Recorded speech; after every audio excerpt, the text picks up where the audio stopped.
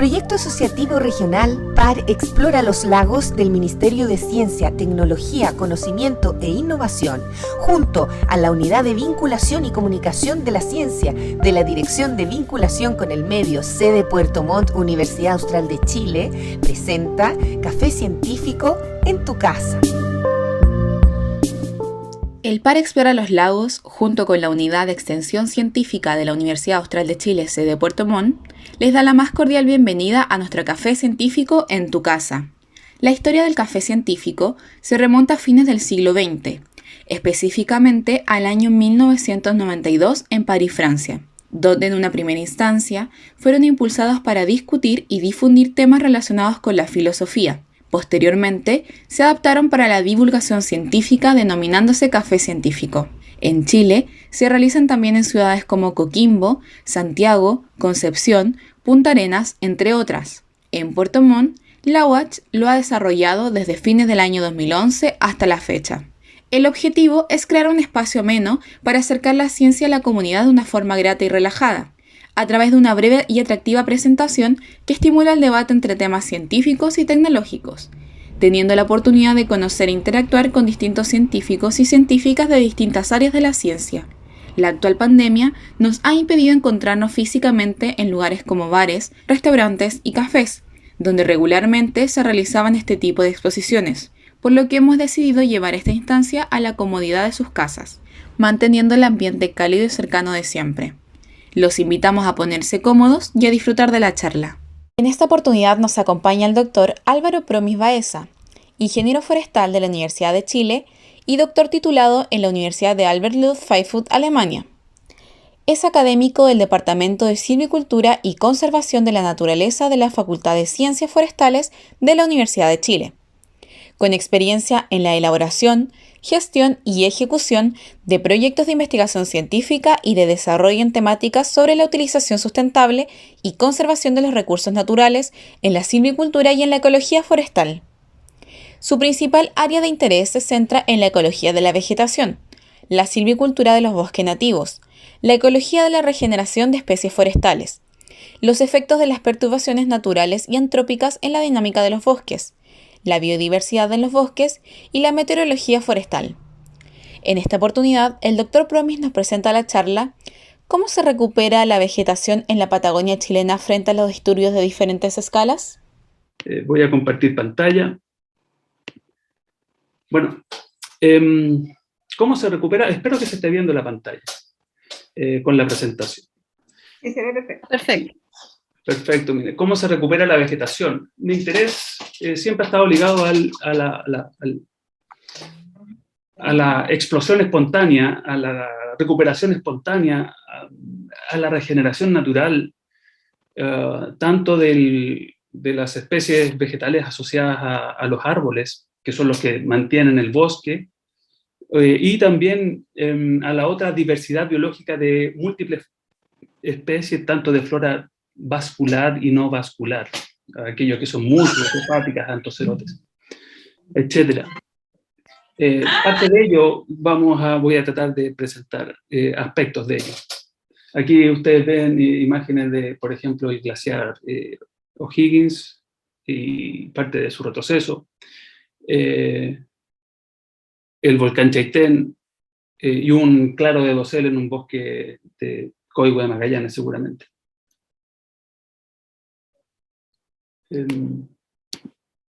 Entonces, un poco aspectos generales, introductivos, claro, ¿por qué? Porque, como dicen ustedes, aquí hay múltiples espectadores, no todos se acercan a la ecología forestal y, claro, en este momento es un momento privilegiado como para poder dar aspectos de explicación inicial. El objetivo de lo que quiero presentar hoy día, y bueno, después partimos entonces nos introducimos hacia los aspectos de recuperación de la vegetación. En sí, los grandes ambientes de vegetación hacia la zona austral del país pueden ser integrados en tres grandes ecorregiones, que son la del bosque templado valdiviano, que se ve aquí en este color azul o celeste, el bosque magallánico subantártico, que se encuentra asociado al color verde, y la estepa patagónica, que mayoritariamente está asociado hacia el lado argentino, del cono sur de Sudamérica. Dentro de estas formaciones, especialmente la de los bosques, podemos encontrar diferentes tipos forestales. Entre ellos, por ejemplo, los bosques mixtos siempreverdes, en que están conformados por especies como Nothofagus niria, Nothofagus, Coihue chiloé, Coihue común, ulmo, tineo, tepa, canelo, mañíos, cipres de la Cuaytecas, alerce, arrayán, luma y otras, como por ejemplo se pueden ver en las fotografías abajo. También podemos encontrar en gran parte de la extensión de esta zona los bosques de lenga, con su característico color rojo de la condición de otoño, que nos da esa maravillosa paisaje de apreciación a los que tienen la oportunidad de poder estar en contacto con él. También tenemos los bosques de ñirre, en algunas zonas también que se le nombra, hacia la zona también, zona centro-austral, deciduo también, o los bosques siempreverdes de Coihue de Magallanes, especialmente por la costa hasta la zona sur. Entonces, estos tipos de bosques son los que se encuentran asociados a toda esta zona austral, patagónica, que uno podría denominar. A lo largo del desarrollo de un bosque es afectado por disturbios, por supuesto. Entonces vamos a hablar de los disturbios y cómo los disturbios afectan el bosque. Y luego de la presencia de un disturbio comienza un proceso de sucesión en la construcción nuevamente de este bosque para poder acercarnos a esa situación final nuevamente de bosque grande, maduro, con árboles de tamaños magníficos. Es como estar viendo esta fotografía en que partimos con un bosque magnífico, grande, de grandes tamaños, árboles muy longevos, muy viejos, afectado por algún tipo de disturbio en que empieza nuevamente en forma espontánea la regeneración a establecerse. Y esta regeneración en su crecimiento va conformando nuevamente bosques secundarios, renovales, que algunos conocerán por esos nombres, hasta nuevamente poder llegar o acercarse a ese bosque maduro, viejo, años, 100, 150, 200, 250 años después de la acción de este disturbio de gran escala que provoca entonces la pérdida de la biomasa de los árboles viejos. Entonces, esto es lo que se llama como la dinámica del ciclo largo, en lo que es la sucesión de un bosque. Ahora, ¿por qué? Porque la construcción de biomasa o la construcción de los cuerpos de los árboles que van a conformar nuevamente el bosque se prolonga por mucho tiempo, en la medida en que los árboles van construyendo esta biomasa. Ahora, en la medida en que se llega a situaciones viejas, como estas de acá, las últimas, hay también dinámicas de ciclos cortos. Y esos ciclos cortos se producen porque se muere un árbol, se mueren 2 árboles, se mueren 10 árboles en un espacio, forman claros de dosel, y que producen una nueva dinámica, una dinámica de ciclos cortos que son más bien de renovación de espacios dentro del mismo bosque. Entonces tenemos dinámicas largas o sucesiones largas y dinámicas cortas, dentro de lo que es el entendimiento de la dinámica de un bosque natural en su sucesión. ¿Cuáles son tipos de disturbios? Por ejemplo, en sí el retroceso glaciar. Aquí vemos una fotografía preciosa de un trabajo de postales de hielo, en que muestran, por ejemplo, secciones del glaciar Alberto de Agostini, o sea, en este caso es el glaciar Negri, tomada esta fotografía por Alberto de Agostini. Y hoy día, para el año 2018, el retroceso de este glaciar ha promovido el desarrollo de este bosque de Coihue de Magallanes a los pies o faldas de este cerro con esta laguna asociada en el entorno. Entonces el retroceso del glaciar permite entonces la ocupación de ese sitio por plantas, en este caso un bosque hoy día se presenta un bosque de regeneración natural de Coihue de Magallanes. Otro tipo de disturbios, las remociones en masas, deslizamientos y aluviones,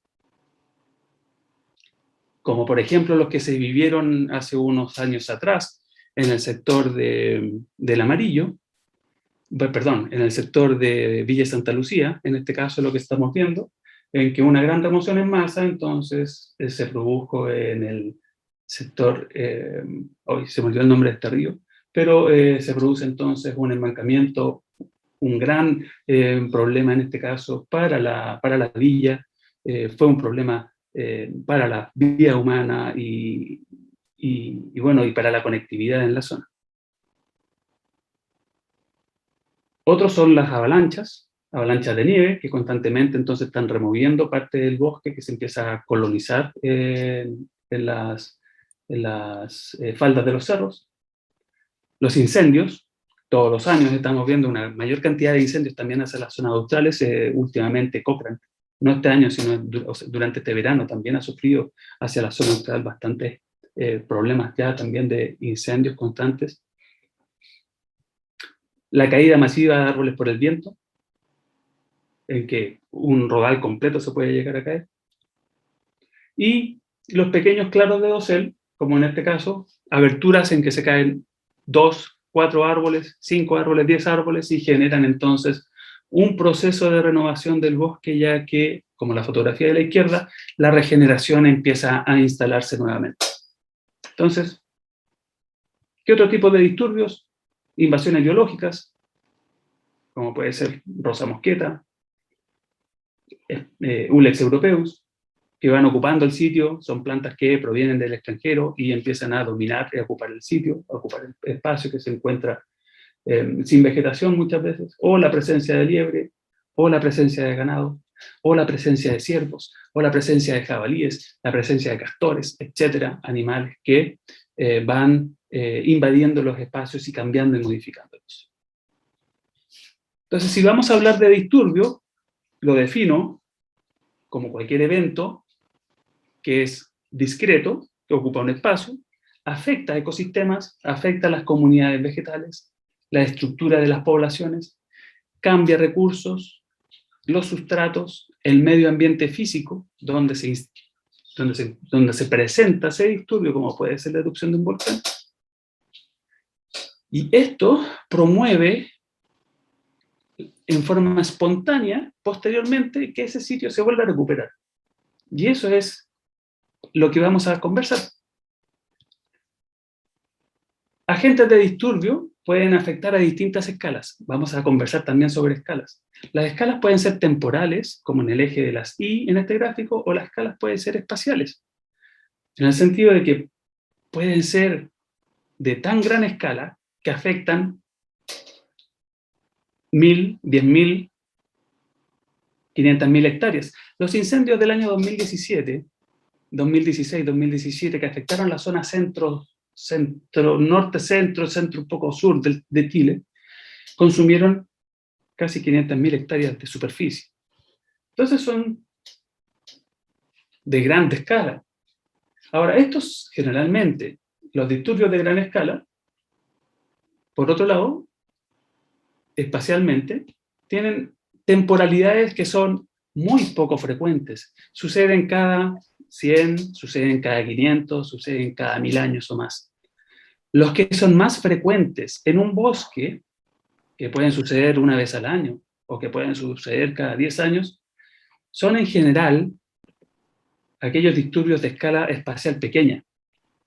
Sí, 10 metros cuadrados, 20, 50 metros cuadrados, quizás 1 hectárea. Son en realidad pequeños. Eso es en lo que es desde un punto de vista natural, en general. Ahora, el madereo, la explotación forestal, no cumple mucho este patrón natural, y también podríamos decir que quizás el cambio climático podría afectar parte de esta normalidad. Bueno, hoy día les voy a presentar un poco sobre aspectos de erupción del volcán Chaitén, explotación forestal, influencia de castor, claros de dosel y algunos aspectos de ganadería, en forma rápida. Entonces, en sí es caracterizar. Mi objetivo hoy día, este proceso de sucesión que se produce en los bosques de Patagonia, después de la ocurrencia de disturbios de distintas escalas, para poder entender cómo esta regeneración espontánea se presenta. Entonces, el primer caso, el volcán Chaitén, que lo hemos venido estudiando con un grupo de colaboración de Fundación Tompkins, estudiantes y profesionales que me han apoyado desde el año 2012 en adelante. La erupción se produjo el año 2008. Por primera vez nosotros nos pudimos a trabajar, a hacer un levantamiento de información el año 2012, como se presenta aquí en la fotografía. Esta es la visión que teníamos sobre la pendiente del sector al cual podíamos acceder fácilmente en el sector de Chaitén. Esta fotografía es la misma zona para el año 2016, 8 años después de la erupción, y esta fotografía muestra la situación 12 años después de la erupción, del año 2020. Si se fijan, se ha ido produciendo espontáneamente una colonización del espacio. Aquí no hay influencia nuestra, humana, de haber hecho o ejecutado reforestaciones posteriormente, sino que en forma natural el espacio empieza a ser colonizado por plantas. Esto era bosque antiguamente. Lo fenomenal sería volver a recuperar el bosque, o que el bosque se recupere en forma natural. Por lo menos la información que hemos generado para los años consecutivos, aunque no se entienda muy bien estas gráficas, puedo decirle que al principio, durante los primeros 4 años, gran parte de las laderas del cerro estaban ocupadas por grupos de plantas de hierbas y grupos de plantas de arbustos y helechos. Muy pocos grupos con plantas arbóreas, aunque habían plantas arbóreas, pero eran menos. Para el 2016, 8 años después de la erupción, gran parte de la superficie estaba dominada ya por grupos de plantas con alta cantidad o abundancia de especies arbóreas. Y en menor cantidad las herbáceas. Entonces las herbáceas colonizan con los arbustos y los helechos, y posteriormente las plantas arbóreas empiezan a ocupar ese sitio. ¿Qué plantas arbóreas eran las que inicialmente se estaban instalando desde Luma hasta Tineo, pasando por los coihues? Gran parte de ellas, como dice el color amarillo, se regeneran por semilla, y como dice el color naranjo en este caso, otra gran parte de ellas se regenera en forma vegetativa por la reiteración. La capacidad que tienen muchas de estas especies en regenerar vegetativamente, desde las raíces, desde los troncos, desde las ramas que quedan enterradas, desde el material que queda como un legado posterior a la erupción en este caso del volcán. Y el 2020, cuando estuvimos ya nuevamente en el área, a los 12 años después de la erupción, que nos encontramos con árboles, por ejemplo de coihue, ya instalados, con ulmos presentes en el espacio,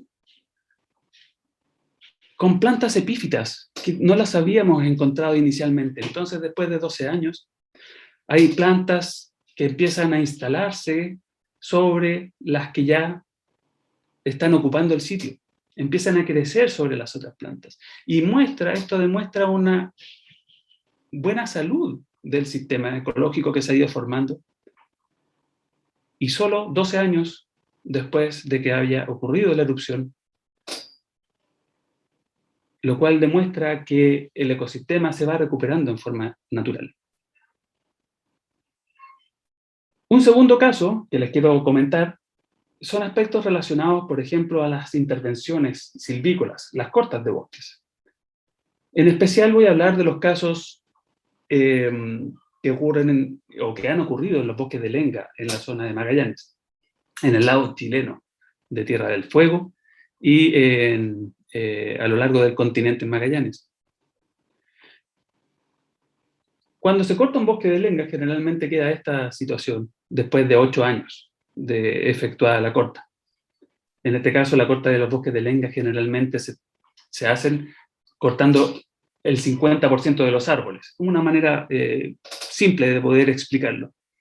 Y el remanente de los árboles quedan distribuidos espacialmente dentro del bosque, cosa de que sirvan para producir semillas, para proteger a las plantas, y también como espacios ahora de anidamiento de aves y para mantener algo de diversidad biológica. Si se fijan aquí, todo esto que se está generando en las zonas bajas son regeneración de las mismas plantas de árboles de lenga. En esta fotografía de acá abajo hay una estudiante, ya no me acuerdo el nombre de ella, fue hace mucho tiempo en realidad que estuvimos trabajando, pero esta regeneración tenía 8 años de instalada después de la intervención silvícola. O sea, podía llegar, quizás aquí uno puede demostrar que más o menos las plantas tienen entre 80 centímetros, 1,40 m, dependiendo de la altura de la persona, en este caso, que estaba instalada aquí para sacar la fotografía. Pero este es el caso del continente, y este es el caso en Tierra del Fuego. Si se fijan es al revés, Claudio se llamaba él. Si se fijan, las plantas llegan a la altura de los tobillos. Los mismos 8 años después de la intervención silvícola. En el continente, en Tierra del Fuego. O sea, en Tierra del Fuego en general las plantas no es que les cueste más crecer, y no es que tengan un problema mayor de instalación, porque hay muchas plantas que se instalan, pueden llegar a ser 500.000 plantas por hectárea. El problema en sí se traduce por la alta presencia o abundancia de guanaco dentro del bosque, espacio en el cual en general no debería estar ocurriendo, porque guanaco es más bien de utilización de pradera y la vega, y ha sido desplazado o es desplazado hacia dentro del bosque, a vivir dentro del bosque, producto del uso ganadero de las praderas, las vegas y la estepa en Tierra del Fuego. Entonces, ocupa este espacio donde se produce la explotación forestal, porque hay una alta abundancia de plantas después de que se corta el bosque, lo cual significa una alta fuente de alimento. Ahora, esa alta fuente de alimento significa entonces un daño y un problema que retarda la regeneración del bosque. En estas gráficas o estas tablas quieren decir un poco, explican un poco lo que muestran estas fotografías. En este sector se instalaron cercos muy grandes, de 2 metros de altura, y este otro sector no tiene el cerco. En las situaciones, entonces, donde se excluye la presencia de guanaco, la regeneración puede plantearse posteriormente, al igual como pasa en continente. Pero si no hay cerco, nuevamente, entonces tenemos que la regeneración y la presencia de especies vegetales se va en otra dirección, que no es la del bosque. Tercer caso, que quiero explicar un poco, el tema del castor. Aquí tengo unos colegas, me doy cuenta que han estado trabajando sobre castor, y quizás parte de ellos han trabajado también con esta información. Esto lo revisamos en el sector de Vicuña, en Tierra del Fuego. La institución Wildlife Conservation Society nos ha apoyado también con el desarrollo de algunas acciones acá. Aquí se desarrolla, no hemos desarrollado no monitoreos, sino evaluaciones puntuales dentro de bosque, en sectores con castorera activa, en que el castor está trabajando, y en otros sectores en que el castor ya no está presente, que fue erradicado por parte de la empresa, o esta institución de conservación. Entonces, a ver si es que se recupera en sí mismo el sitio después de que no esté el castor presente. Trabajando tanto a nivel del borde del río o del chorrillo, como llaman allá, hacia el interior y más al interior del bosque. Ahora, ¿qué resultados de los más importantes que podemos encontrar en esta zona es que en los sectores con castoreras en que ya no está activo el castor, en que ya no está el castor, se sacó el castor, se eliminó la castorera, y se piensa que puede existir una recuperación natural de la castorera, no pasa. Es muy lento. Claro, abundan una gran cantidad de especies que son típicas de las zonas abiertas, alteradas. Y cambia la composición de especies a las típicas especies del bosque, a especies que son de ambientes perturbados, abiertos. Entonces cambia de esta composición de especies, como las que están en la fila superior, a especies más bien de zonas abiertas, de sectores de pastoreo, de presencia de ganado, o de zonas alteradas. ¿Y esto por qué se produce? Porque nuevamente aquí existe una interacción muy positiva. Entonces la presencia de un animal invasor, castor, promueve la presencia, al abrir el bosque, promueve la presencia de guanaco, en que aumenta la densidad y la ocupación del sitio en estos sectores, lo cual entonces, por herbivoría, mantiene la regeneración de las plantas arbóreas que se empiezan a instalar en un tamaño muy, muy reducido, 20 centímetros de altura en general, y va manteniendo una especie de pradera en el espacio sin la posibilidad de que el bosque se vuelva a recuperar. Entonces, es una situación como de una sucesión retenida o detenida. Los claros de dosel. Los claros de dosel son pequeños espacios, es como un siguiente caso de estudio. Son espacios muy reducidos, que se cae uno, se pueden caer dos, se pueden caer 5 árboles, como muestra un poco la fotografía. El bosque sigue conteniendo su estructura, pero se caen algunos árboles, de escala espacial más reducida. Bueno, la regeneración en general, para algunos tipos de bosques se ve aumentada, para otros tipos de bosques no se ve aumentada. Este es el caso de Coihue de Magallanes y de Lenga. En general, no presenta un aumento del número de plantas de regeneración, porque los claros de dosel son tan pequeños que tampoco influyen en el cambio en las composiciones de especies. En Coihue de Magallanes, gran parte de la composición de especies en el sotobosque son plantas muy pequeñas, musgos, hepáticas, en su mayoría hepáticas. Y entre la zona de disturbio, el claro, y el bosque, no se produce mayor modificación.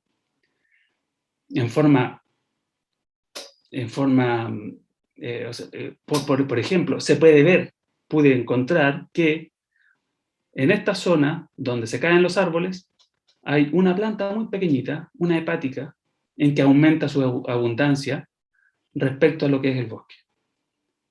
Pero en general no son grandes cambios los que se producen producto de la caída de unos poquitos árboles dentro del bosque. Estos casos no los he estudiado yo.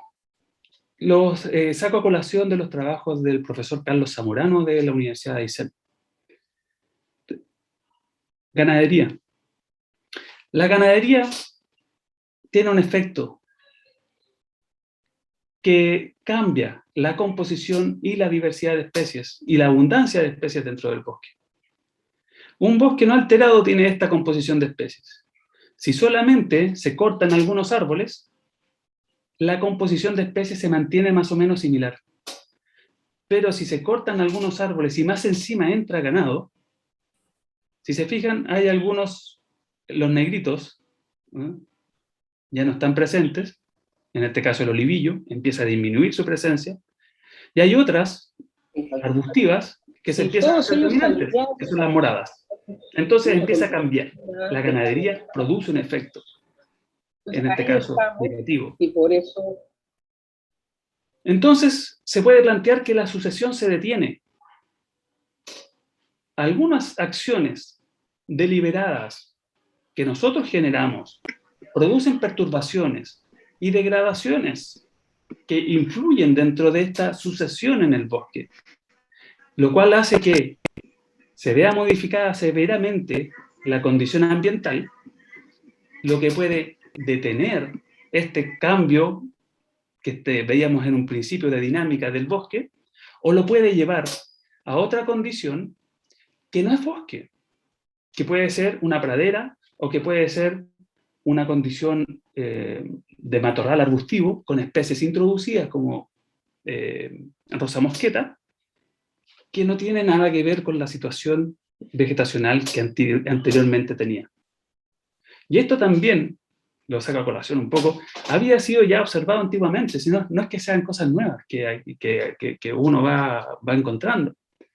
Por ejemplo, ya en los trabajos de la transecta botánica en los años 80, un trabajo muy lindo que se realizó con aportes del Reino Unido, con aportes de grupos de Argentina y grupos chilenos. Estos gráficos, o estas tablas, ¿qué quieren decir? La tala, el fuego y al mismo tiempo el ganado, el bosque de lenga, los fustales de bosque de lenga los llevan a matorral o los llevan a pradera.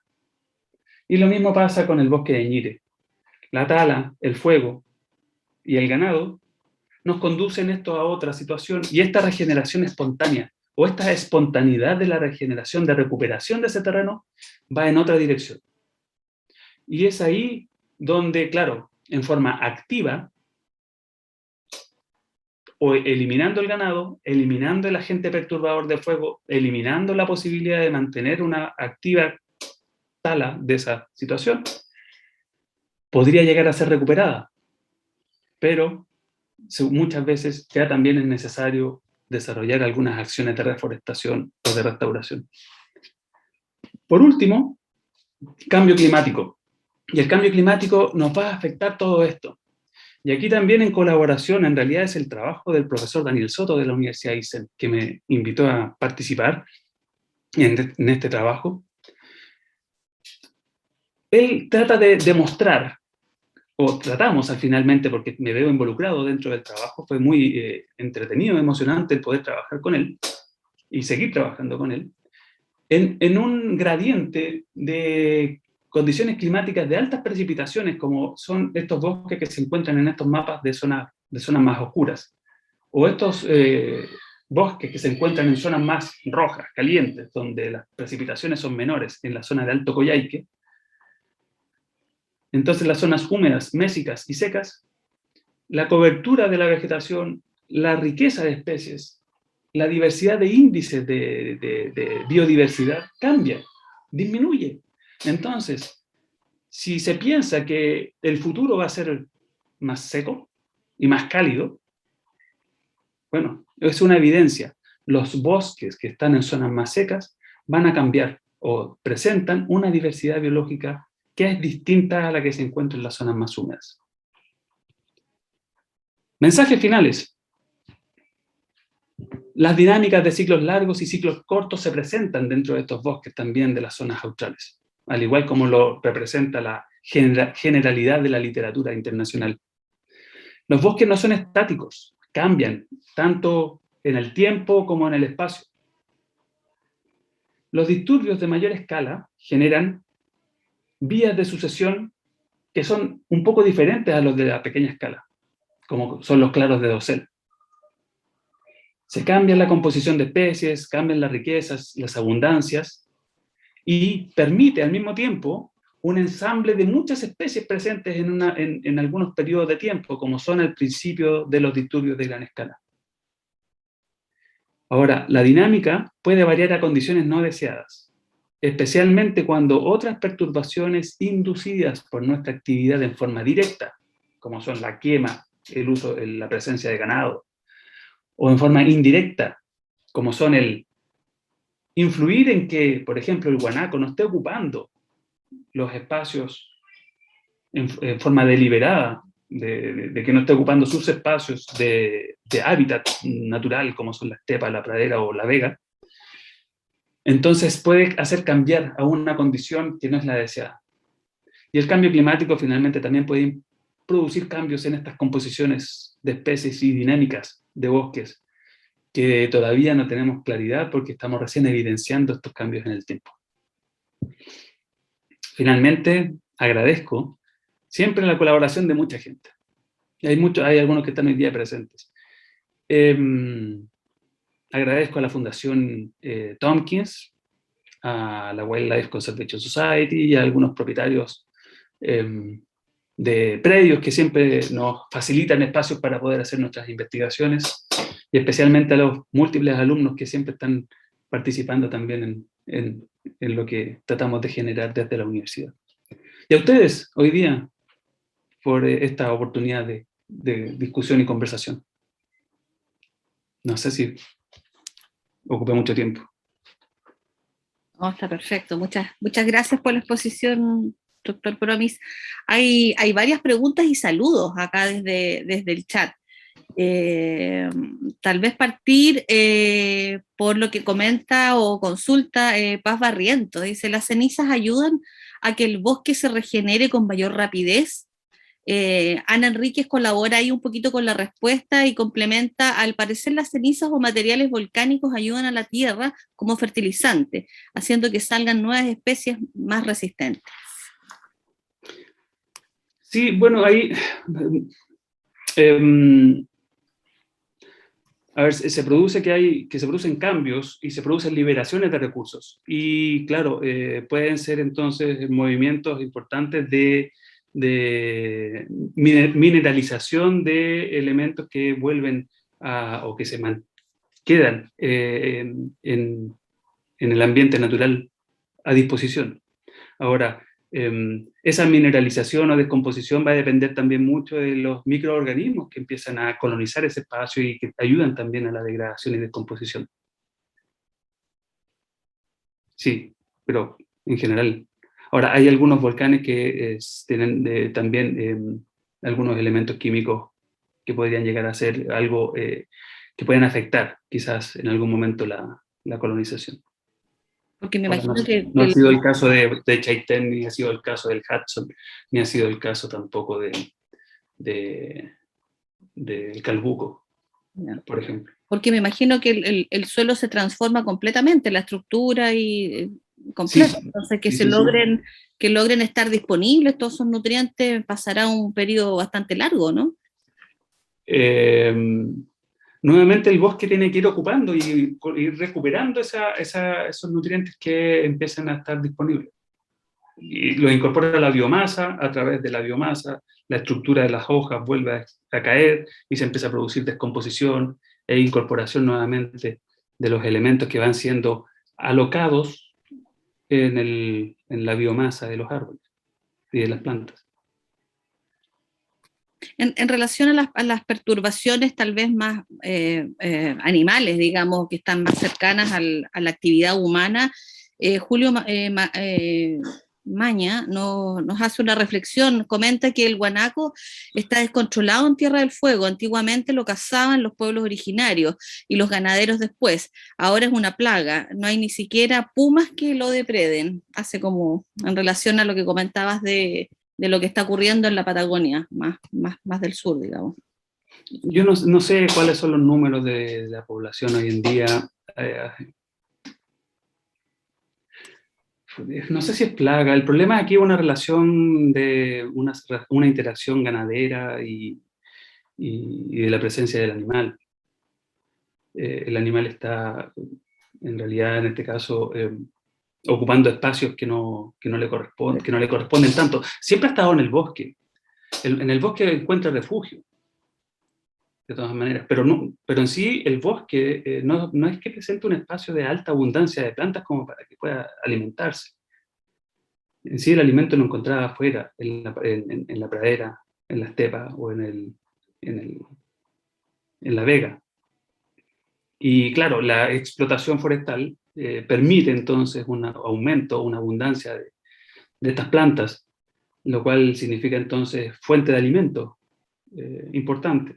Entonces también ahí hay una interacción entre la explotación forestal, el aumento del animal, el que no esté vinculado al sector de ganadería. Uh-huh. Hay mucha curiosidad con respecto a la perturbación de lo volcánica, digamos. Alejandra Zúñiga comenta o quiere hacer una pregunta sobre específicamente el Chaitén y la erupción. ¿Qué tanto cambiaron las características del suelo después de ese evento? Y a través de la sucesión que mostraste, ¿efectivamente hubo cambios radicales? Y también comenta sobre Chaitén, el cambio de las características del suelo, y me parece que había otra también relacionada con respecto, si es posible, que ciertas especies con adaptaciones radicales, como adquisición de nutrientes microrriza, pudieran estar siendo más frecuentes. Observé de nótoros con raíces proteoideas, ¿sí? ¿Está bien? Eran abundantes post-erupción. Uh-huh. Sí, hola Alejandra. Hola Álvaro. Qué bueno que estás acá hoy día. Sí. Oye, el suelo, la cantidad de ceniza es alta en algunos sectores, es muy profunda. Y de piroclastos también grandes. Ahora, gran parte de lo que de lo inicial en lo que son las plantas arbustivas y arbóreas son regeneración vegetativa, reiteración vegetativa de alguna parte de árbol o planta que quedó media sepultada, no fue consumida en su totalidad y puede rebrotar, puede regenerar de nuevo. Entonces, ese legado es súper importante. La madera que queda tirada sobre el piso o los árboles que quedaron quemados, alguna parte del árbol quedó en posibilidad de rebrotar la raíz y vuelve a esa posibilidad de colonización. Uh-huh. Incendios, no muestro acá imágenes porque no he hecho inventarios, pero toda la zona de Palena, por ejemplo, y parte de Futaleufú, la regeneración de plantas proteáceas como son radal, es magnífica, es maravillosa. No hemos hecho recuperación de esos bosques y lamentablemente, claro, para el sostenedor del terreno, para el ganadero, le significan una molestia, un problema y lo sigue quemando. Siendo que tanto el radal como el oliví, como el notro, son fuentes de acumulación de materia orgánica y de nutrientes a este suelo que permiten entonces esta sucesión después, hacia el coihue, notro especialmente, o la lenga, en los sectores con radal. No sé, Alejandra, si tú quieres aportar con algo, tú estudias esto. Sí, bueno, yo siempre preguntando esas cosas que siempre es lo que está pensando en mi mente. Muchas gracias por tu presentación, súper interesante, y gracias también por la iniciativa, ¿cierto?, de este café. Yo trabajo en la Universidad Austral justamente, y de las preguntas que han surgido sobre si una erupción volcánica aumenta la fertilidad del suelo o no aumenta la fertilidad del suelo, por eso te preguntaba justamente si los nutrientes cambiaban. Ahora, si el espesor es enorme, no sé cuántos centímetros son del espesor de la ceniza, obviamente puede haber un aporte, probablemente, pero va a depender del tamaño de las partículas y de cuánto esas partículas se incorporen en los primeros horizontes del suelo. Y realmente también de la microbiota, por eso te preguntaba si había algunas características del suelo. Y eso para decir en general, digamos, o sea que no necesariamente una erupción volcánica es totalmente negativa en el sentido de la fertilidad del suelo, sino más bien es positiva, aunque depende del tiempo en el cual se vaya incorporando ese material al suelo. Eso sería como un aporte, digamos, de mi parte.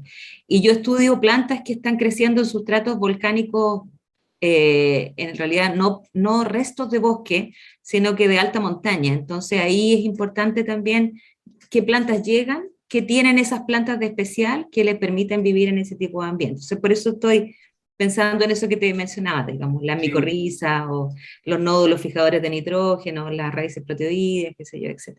Así Ahora, que, no hemos hecho en Chaitén, nosotros por lo menos, yo sé que hay otro grupo de investigadores de Estados Unidos, de Frederick Swanson, asociados con Antonio Lara y con Mauro González.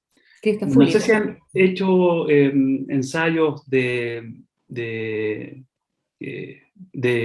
microbiota, microbiología del suelo y su influencia en la recuperación de la materia orgánica y de la descomposición y incorporación de nutrientes. Yo por lo menos no he tenido. Fíjate que todo lo que he hecho en Chaitén ha sido de mi propio bolsillo y el apoyo de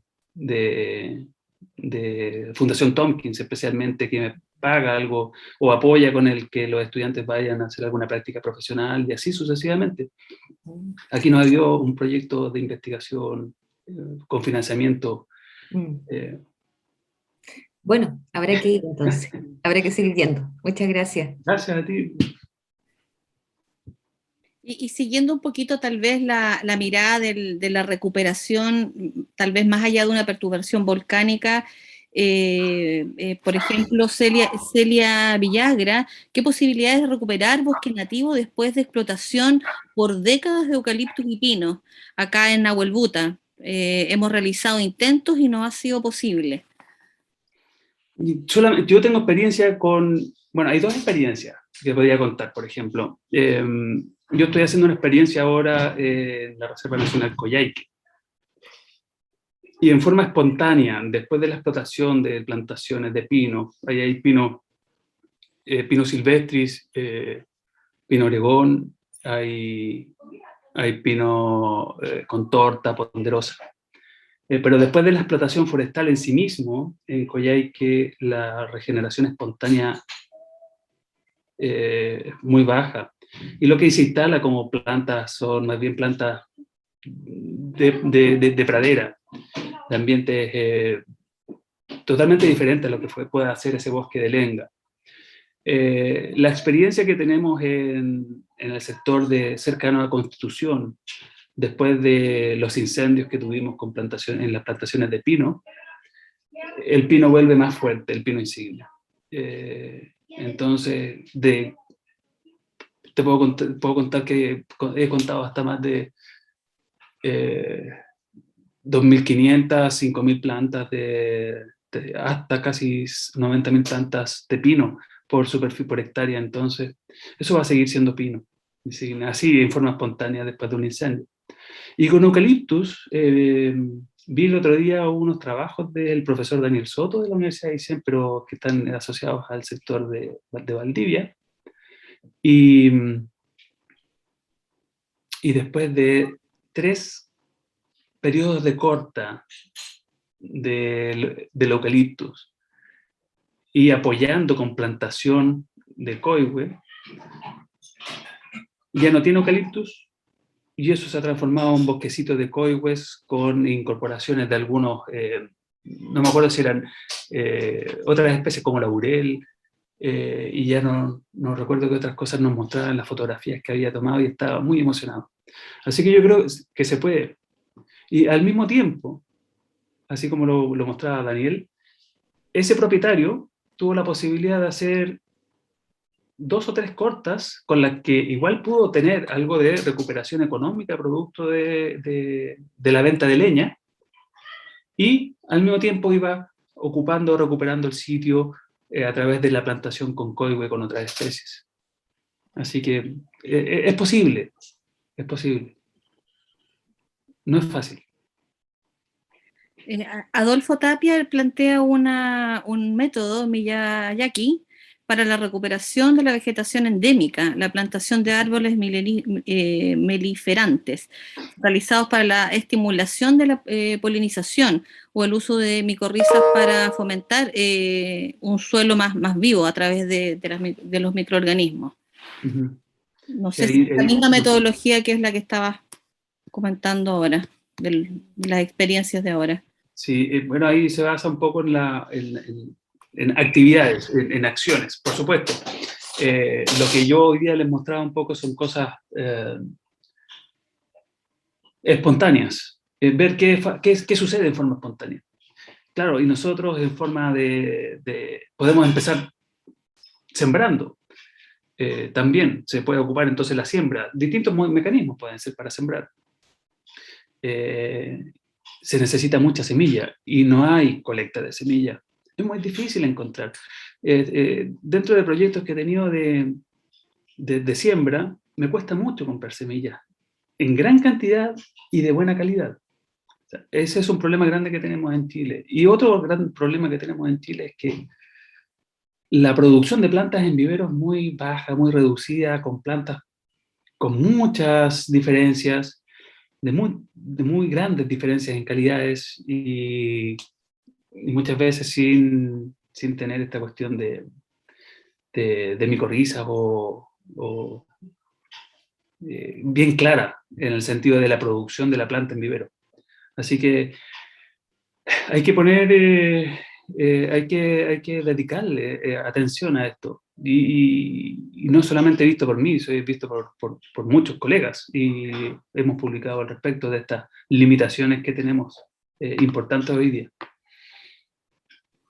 Hay que hacer un trabajo conjunto ahí con viveristas, entonces. Bueno, lamentablemente hay algunos, por ejemplo, te puedo contar, no sé cuál, yo creo que Alejandra debe saber el caso del vivero de la Universidad Austral. Yo creo que cada vez tiene menor cantidad de recursos. El caso del vivero de la Universidad de Chile, cada vez tenemos menos recursos. CONAF casi no tiene viveros hoy día, muy pocos. Entonces, en realidad, institucionalmente, o la institución pública un poco o de investigación tiene menos recursos para esto. Y los privados no son pocos también. Hay que fomentarlo, pedirle apoyo a los gobiernos regionales, el desarrollo de las comunas se tienen que empoderar de esto también. Sobre todo en nuestra región que tiene tanto entorno natural y es parte de nuestra identidad, digamos, regional. Mira, yo el otro día conversaba con una colega también, me decía, está buscando plantas, no encuentra plantas en la región de los lagos. Me preguntaba si nosotros, porque la Universidad de Chile tiene un pequeño predio, el Frutillar, no sé si conocen, hay un bosque ahí protegido, nos sirve de un espacio de investigación también y de intervención con alumnos. Ese vivero tampoco está produciendo gran cantidad de plantas. Estamos al debe. No sé si dar un mensaje final, pero es muy importante la regeneración espontánea. Hay que entender que el bosque es dinámico y cambia. Y en este dinamismo, la diversidad de especies también lo va haciendo. Y hay plantas que son muy específicas de ciertos momentos a lo largo de este cambio. Entonces, el paisaje en sí mismo, el paisaje de bosque, debe ser mantenido como un paisaje con múltiples estructuras, porque hay momentos en que ciertas estructuras son las que se presentan y otras en que en otros momentos se presentan. Entonces, es desarrollar, por ejemplo, proyectos de transformación del paisaje en forma homogénea, provoca o puede llegar a provocar simplificaciones de este.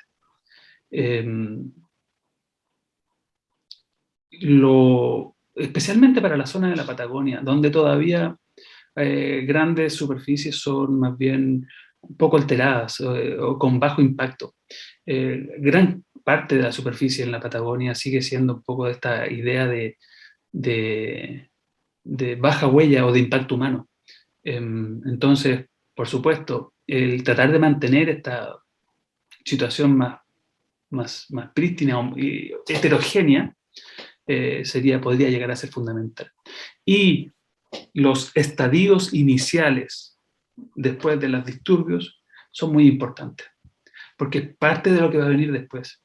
Entonces, no es porque el bosque se cayó, el bosque se destruyó, el bosque se perdió. Claro, lo que se perdió hoy día son esos árboles magníficos, maravillosos, esa gran frondosidad, pero hoy día se está recuperando algo nuevo. O sea, es vida. la vida se está recuperando. Y eso es importante dejarlo como un legado de conocimiento. Una herencia, la herencia natural se está dando, se está generando. Entonces, no porque hoy día vemos un matorral o hoy día vemos un herbazal, quizás no sea productivo, es parte dentro del dinamismo natural del sistema. Y eso hay que absorberlo. No todo el bosque viejo, maduro, grande, tiene una alta diversidad biológica. La diversidad está contenida a lo largo de toda su vida, de todo su desarrollo. Eso, no sé. Muchas gracias, profesor. Gaby, ¿quieres dar tú el cierre? Agradecerles a todos y a todas también la participación, a Álvaro también por acompañarnos. Esperamos encontrarnos en otra oportunidad, quizás de manera presencial, ojalá, y dejarlos invitados a poder participar también del próximo Café Científico. Ya les vamos a enviar la invitación y pedirles también que nos ayuden a contestar una encuesta que también les vamos a enviar, creo que en el chat ya apareció, pero para que podamos de alguna manera evaluar también esta actividad y mejorar cada día más. Así que muchas gracias. Les vamos a mandar todos sus saludos después a Álvaro por correo. Yeah. Muy amable. Bueno, gracias a ustedes. Muchas gracias a todos por haber participado hoy día. Un abrazo. Gracias, profesor. Y nos esperamos en septiembre, en la próxima charla.